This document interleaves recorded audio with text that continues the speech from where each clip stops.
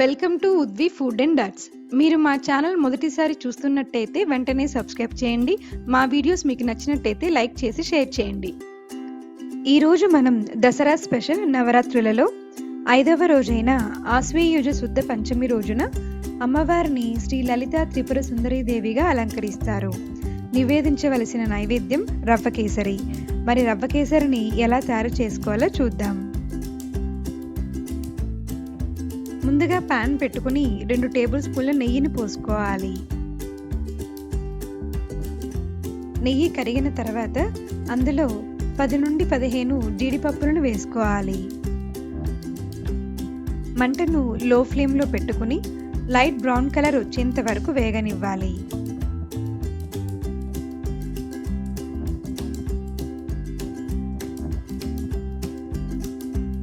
Light brown colour వచ్చిన తర్వాత అందులో 10 నుండి 15 ఎండు ద్రాక్షను వేసుకుని మంటను లో ఫ్లేమ్లో పెట్టుకుని గోల్డెన్ బ్రౌన్ కలర్ వచ్చేంత వరకు వేగనివ్వాలి. జీడిపప్పు ఎండు ద్రాక్ష ఒక్కసారిగా వేసుకుని వేపుకున్నట్లయితే జీడిపప్పు వేగే లోపల ఎండు ద్రాక్ష నల్లగా మారిపోతాయి. గోల్డెన్ బ్రౌన్ కలర్ వచ్చిన తర్వాత ఒక బౌల్లోకి తీసుకుని పక్కన పెట్టుకోవాలి. తర్వాత అదే ప్యాన్లో 1 కప్పు రవ్వని పోసుకుని మంటను లో ఫ్లేమ్లో పెట్టుకుని కమ్మని సువాసన వచ్చేంత వరకు వేగనివ్వాలి. దీనికి సుమారుగా 5 నిమిషాలు పడుతుంది.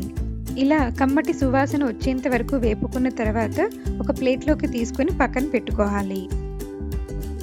అదే ప్యాన్లో 1 కప్పు రవ్వకి 3 కప్పుల నీళ్ళని పోసుకోవాలి. నీళ్లను రోలింగ్ బాయిలింగ్ అయ్యేంత వరకు మరిగించుకోవాలి. నీళ్లు మరిగిన తర్వాత అందులో 2 టేబుల్ స్పూన్ల ఫుడ్ కలర్ వేసుకోవాలి. ఇది ఆప్షనల్ అండి, మీరు ఇష్టపడితే వేసుకోవచ్చు. తర్వాత మంటను లో ఫ్లేమ్లో పెట్టుకుని ముందుగా మనం వేయించి పెట్టుకున్న రవ్వని పోసుకుంటూ ఎటువంటి ఉండలు లేకుండా కలుపుతూ ఉండాలి.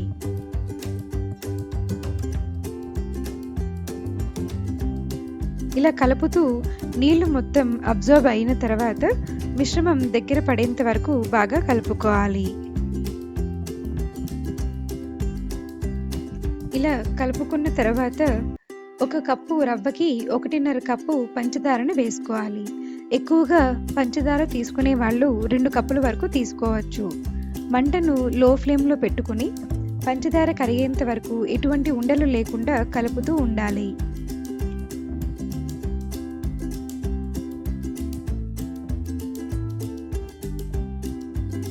మంటను లో ఫ్లేమ్లో పెట్టుకుని మూత పెట్టి 2 నిమిషాల పాటు ఉడికించుకోవాలి. పంచదార కరిగి మిశ్రమం మొత్తం దగ్గర పడేంత వరకు ఉడికించుకోవాలి. తర్వాత 1/2 టేబుల్ స్పూన్ యాలకుల పొడి, 3 టేబుల్ స్పూన్ల నెయ్యిని పోసుకోవాలి.